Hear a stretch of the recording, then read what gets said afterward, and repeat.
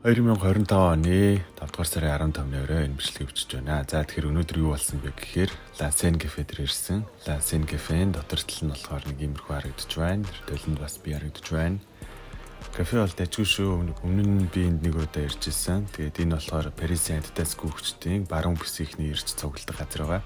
Би болохоор өмнөд бүсэд хамаардаг учраас энд нэг их ирдэггүй. Тэгэхээр ганц нэг л удаа ирж ирсэн гэж санагдаж байна. За тэгээд энэ гудамжны усны цорог харагдаж байна. Эндээс усны саваа усаар зэниглээд явжлаа. За яг одоо энэ бичлэгэн дээр харагдаж байгаа шилэн байшин болол Басти 18 дугаар зуунд бол шорон байсан. Одоо 21 дугаар зуунд бол орчин үеийн дуурийн театр болж дээ гэж. За тэгэхээр энэ Бастийн урд энэ улаан магтай эмэгтэй бол манай энэ баруун бүсийн Ахмад байгаа. За тэгээд өнөөдөр гүүхэр цугласан хүмүүс байна. Нэлээд олон хүмүүс цугласан харагдаж байна. Бид хэд болохоор нэг баг болж гүйсэн. Хичнээн хүн байсныг сайн мэдэхгүй, ямар ч гэсэн 10 гаруй хүн бол байсан. Тэгээд өнөөдөр би бас бичлэг хийж явж байгаа болохоор жоохон тайвангүй гэж бодсон, урдуур хаагуур ороод. Тэгээд энэ гүйлт бас учиртай. Юу гэхээр 6 сарын ихээр Парисын 10 км-ийн гүйлт гээд маш олон хүмүүс оролцдог ийм өргөн хүрээний тэмцээн болдог. Би Парист 22 онд ирснээс хойш жил болгон тогтмол оролцож байгаа. Нэг удаа гүйлтийн тэмцээнд нь орохгүйгээр үйл ажиллагааны зохион байгуулагч сайн дурын ажилтнаар ажиллаж байсан. Бусад үед нь бол гүйжсэн. За өнөөдөр тэр тэмцээний бэлтгэл болон тэр тэмцээний дугаар авах ийм сонирхолтой үйл явдал болно. Тэгээ би тэд нэг 7 км орчим 7 км чүд гарна л гүйсэн юм байна. За тэгээд зам дагуу юу болж байна талаар ярилцээ. Урд ингээд зам зарж байгаа хоёр нөхөр гүйж байна. Тэгээд гүйлтийн арга барил бол жоохон сонин. Тэр залуу бол ялангуяа мөрөө хэмэд эвгүүгүүд юм байлээ. Зарим хүмүүс бас сонин гүйдэг хүмүүс байдгаа. Хөл араас аваад бүгтийг бол нэг хажууд гүйхэр жоохон нүдэнд дээртэй харагдаад идэг. Тэгтээ яхав тэгэл хүн хүний өөрсдөнд тухтай байгаа байдал нь тэр юм билүү дээ. Хол зам туулахад бол эвгүүл өгдөг баг. Тэгээ мэрэгжлийн гүйгчнэр бол ер нь хилэндээ одоо готл пүүз, уловч аймс тэгээд ямар дотор хувцас өмсгөөс өсвөлээл олон төрлийн зүйлийг бол бас тааруулах хэрэгцээтэй байдаг. Тэгээд биеийн байрлал ч гэсэн чухал шүү дээ. Тэгээд иймэрхүү байралтай удаан гүдэг хүмүүс бол илүү хурдан ядрах байх л гэж би бодож байна. За тэгээд Сена мөрнийг давж байна. За энэ гүрний нэрийг бол би сайн мэдэхгүй байна. Ямар ч лээсэн нэг ийл дээгүүр гарч байгаа. За ийлээ ингээд давлаа. Тэгээд нар жаргаж байгаа. Сайхан харагдаж байна да. Удахгүй би Монгол руугаа буцах учраас иймэрхүү үзмжээ бол олон дахин харахгүй байх гэж би бодож байна. Гэтэ яхав хэсэг хугацааны дараа эргээд ирнэ л дээ. Урт хугацааны аяллаагээд Монголд очиод өөрийнхөө хийж үзье гэж бодож байгаа зүйлсийг хийснийхээ дараа Парист бол мэдээж эргэж ирнэ. Парист бол дуртай. Үнэхээр сайхан. За тэр хажууд гүйж байгаа эмэгтэйг харж байгаа бах. Тэр гараас аваад жоохон эвгүй байгаа дээ. Окей. Тэр ихцээл гүйцгээж байна. Өнөөдөр бол нэлээд дулаах өдөр байсан. 24-5 юмтай болоод гүйж байгаа хүмүүс зөндөө их байгаа. Тэр тэмцээнд бэлдэж байгаа хүмүүс байгаа. Нартай сайхан дулаах өдөр байна. Ийм 20 хим давсан дулаантай өдөр ер нь гүүг ус удсан байш өнгөрсөн жилийн намраас хойш. Дандаа сэрүүхэн үед гүйжсэн. Заримдаа бороотой үед гүйжсэн. За энэ дэр жишээлбэл ингээд замын баруун талаар явна гэсэн чинь зүүн нэрний явсан дээр штэ гэж гүйж байгаа байхгүй. Энэ замаар гүүгийг бас нэлээд удсан байна уу? Сүүлд бараг өнгөрсөн жилийн 9 сард гүйлүү ялаа. Тэгээ нэлээд нарийнхан тэг яг Сена мөрний ирэг дээр байдаг. Мизондо агап билүү. Тэрний яг урд талд одоо ертөнцийн зөвөр бол хойд талд нь л гэх юм л та. Нэг юм хэсэг байдیں۔ Тэгээд оройдоо хүмүүс ингэж цуглжсан, пикник хийн. Тэгэл вино пиво найзуудтайгаа цуглана. Цаана бас нэг бүжгийн талбай энэ төр байдгийн. 2-3 хэсэг байдаг баг шүү. Тэгээ бас янз бүрийн баримл хөшөөнүүд байдаг. Залуучууд ер нь цагаан өнгөрөөд байгаа газар та. Одоо энэ та ер нь харагдаж байна. эхнээсээ суугаад эхэлсэн. Бидний энэ гүйлт болохоор орой ажил тарсны дараа эхэлж байгаа учраас ер нь бол 8 цаг өнгөрөөд гүйж эхэлсэн. За тэгээ бид нэг 7 км гэдэг чинь 40 минут орчим л гүйх бах. Тэгээ бид нэр бас тийм ч хурдан гүйхгүй байгаа. Тэгээд яг одоо энэ зүүн талд харагдаж байгаа нэг хэсэг байгаа. Шатан дээр хүмүүс суудсан. Тэгээ энэ тойрог дотор нь хүмүүсийн хөгжим тавиад бүжгэлдэг байхгүй. Тэгээ Латин Америк бүжиг нөө сальса бачатаага бүжгэлдэм билээ. Гадаа ингээл нуурын ирэг дээр бүжиглэнэ гэдэг бас армандаг шүү. За ингээд хоёр дахь хэсэг нь харагдаж байна. Диффузерээ өсгөж тавьсан хүмүүс бас харагдаж байна. Бас гэрэлтүүлэг энэ төртэй байдаг санагдаж шүү. Нэлээд орой болтол бүжиглэлээд 11 2 хүртэл байдаг баха. Ер нь бол иймэрхүү гудамж нийтийн талбайд зохион байгуулагддаг арга хэмжээнүүд нь гоё л да. 6 сарын 7-нд бас Nuit Blanche гэдэг үйл ажиллагаа болно гэж хэлсэн. Тэгээд тэр үеэр би мартахгүй завтай байх юм бол баг зэрэг бичлэг хийхийг хичээнэ. За одоо ингээд гүйцгээж байна. Бид хэд ер нь бол бэхси чиглэл рүү гүйж байгаа. За одоо энэ харагдаж байгаа QR код бол бидний 6 сарын эхэнд болох Paris Dika тэмцээний бүртгэлийн QR код байгаамаа. За харагдаж байгаа бид нэр 10-аас олон юм байна. Бараг 20 морин хүн юм шүү дээ. Нилээ олоолог үржсэн юм байна. Би нэг ганц нэг удаа л хойно гарч хэдүүн нэмшлэгийг хийсэн. Тэгээд таньдаг ганц нэг хүнтэйгээл бас үнэлээд өнгөрсөн. Тэгээд энэ манай бүсийн хүмүүс биш болохоор би ихэнхийг нь танихгүй. Окей. За гүйлтэн дээр гээд орцгоё. Хэрвээ анзаарч байгаа бол ингээд баг нь болгон дээр нь граффити, ингээд стрит арт, янз бүрийн зургууд байгаа. Тэгээ ер нь бол Францд бас хипхоп урлаг бас хүчтэй орж ирж байсан юм байлээ. 90-ад оны үед бол би нэг баримтат кино үзчихсэн. Яг 90-ад оны ихэр бол зүгээр битүү граффити болоод бүр сул талбай үлдэхгүй зураг зурж ирсэн байт юм байлээ. Метро, вагон, автобус юу гэдэг бүгдэн дээр нь ингээд зураг зурчихсан байсан. Сүүлдээ тэр нь баг вандализм болоод нөгөө хөшөөд орсгол янз бүрийн зүйл дээр хүртэл ингээд муухай зураг зурцсан байсан. Тэр бас их сонирхолтой. Өөрөө хипхоп сонирхдаг болохоор тиймэрхүү зүйлс үзнэ. Энэ газар яаж хөгжиж исэн бэ гэд. Франц хипхоп бас дэлхийд алдартай шүү дээ. Тийм болохоор сонирхгүй байж болохгүй.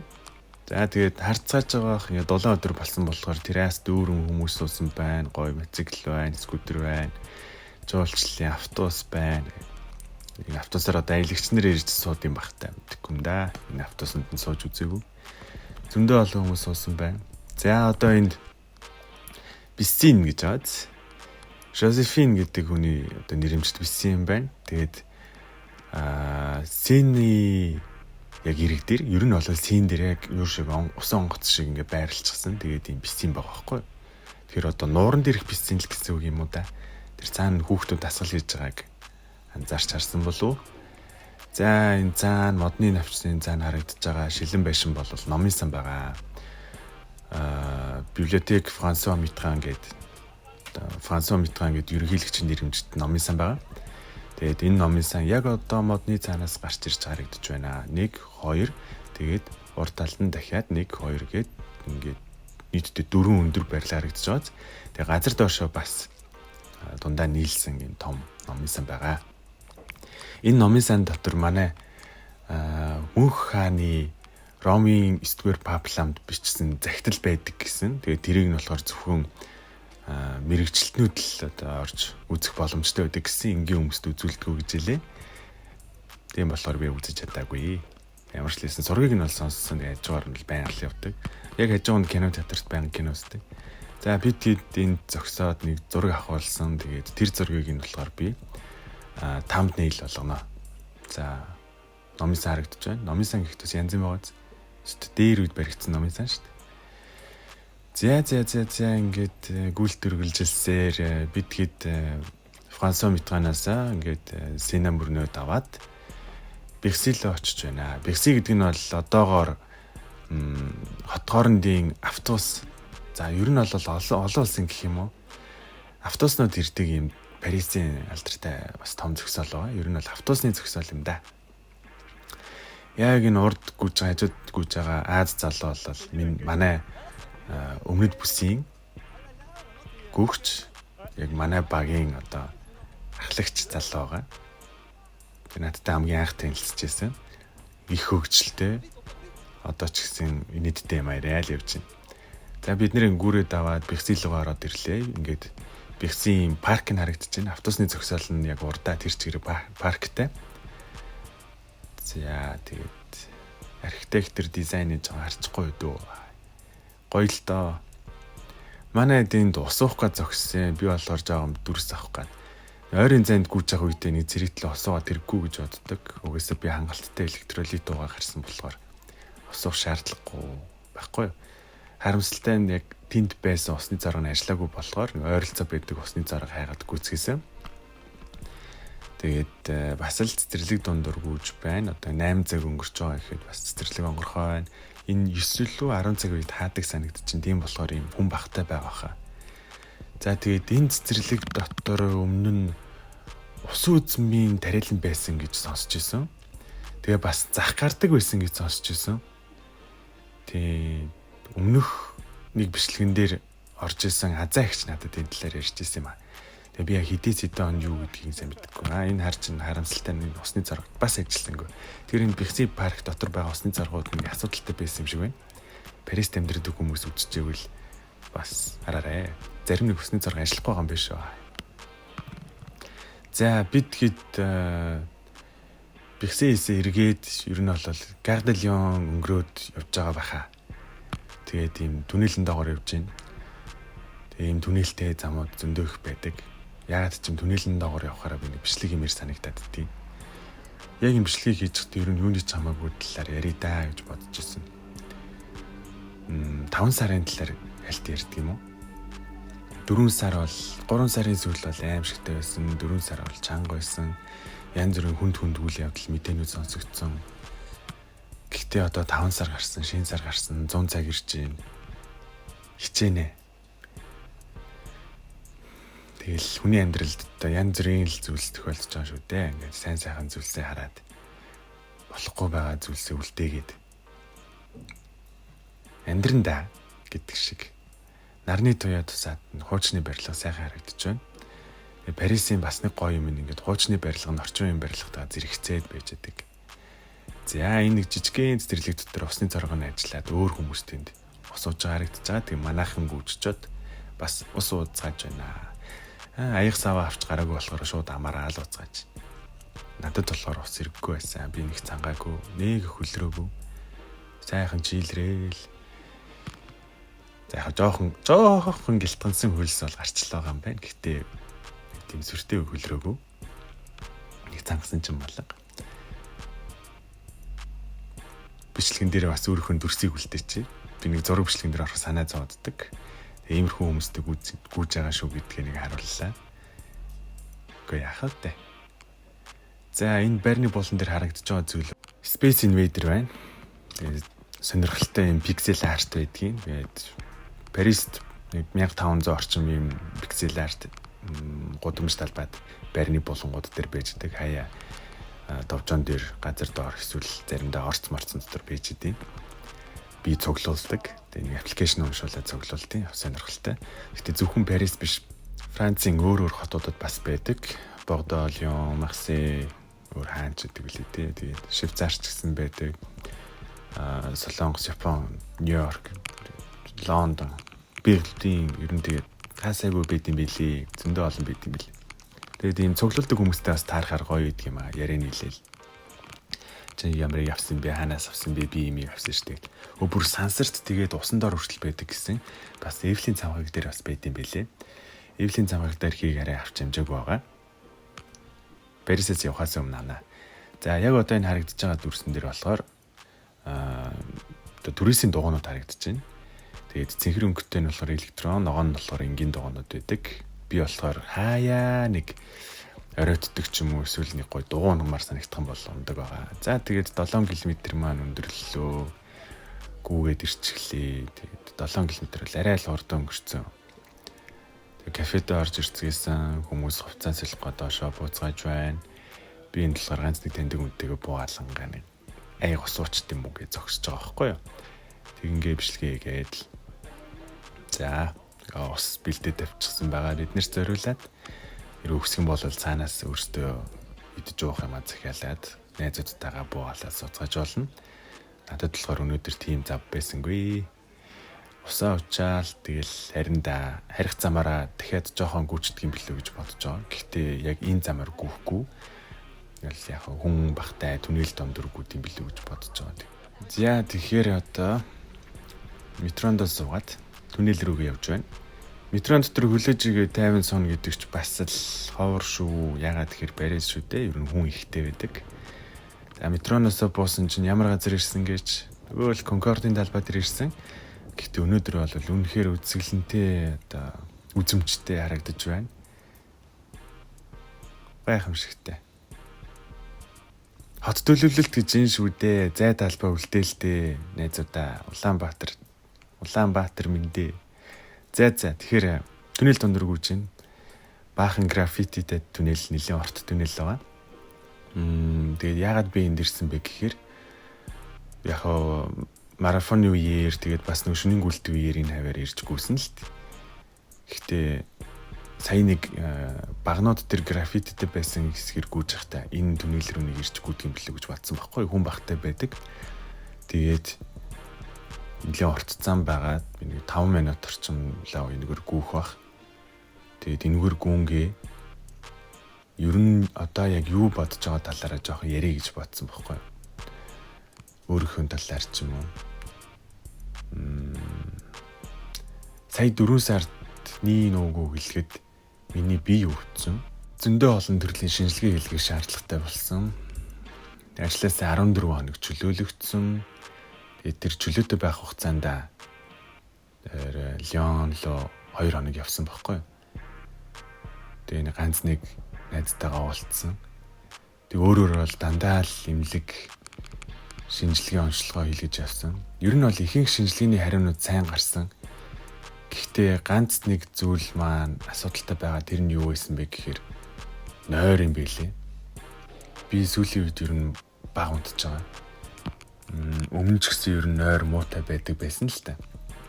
Гэтэ сүүлийн үед бол үнэхээр баг унтж байгаа. Та нар анзаарч байгаа бол би бичлэг болгон дээр шүн бичиж байна. Шөнийн 1 цаг 2 цаг гэж сууж идэг байсан. Бичлэгээ хийж дуусаад, зэгцлээд, зэрлээд, зураг хөргөө оруулаад, апплод хийгээд тэрний дараа хэдэн цаг болсон байх вэ?